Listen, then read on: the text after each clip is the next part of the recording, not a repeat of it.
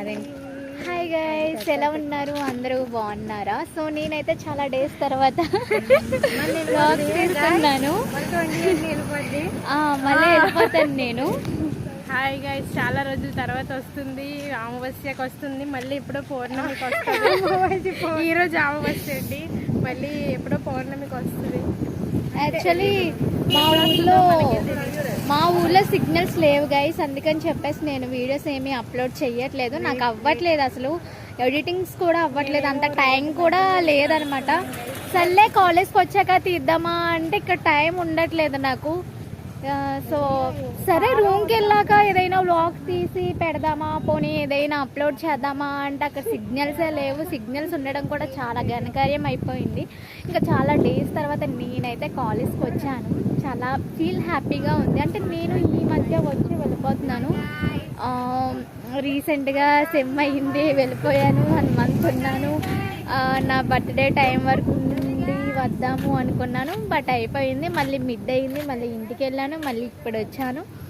మళ్ళీ ఉగాదికి వెళ్తాను, మళ్ళీ వస్తాను.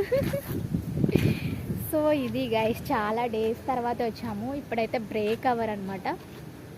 సో ఇక్కడికి వచ్చేసాం. ఇది మా ప్లేస్, ఇది మొత్తం సరౌండింగ్స్ మొత్తం. సో ఇలా వచ్చేసాం. మా బేబీ ఇప్పుడు వ్లాగ్ కంటిన్యూ చేస్తుంది అని అనుకుంటున్నాను, బట్ ఇంకా చెయ్యట్లేదు. ఇప్పుడు చేస్తుంది, చూడాలి. సో టుడే ఏం జరుగుద్ది ఏంటి ప్రతిదీ నేను పెడతాను, చూడండి. ఇది గైస్ చూడండి. ఇక్కడ మేము రీల్స్ చేసాము. ఎప్పుడు అంటే మా ఏమంటారు ఫ్రెషర్స్కి ముందనమాట.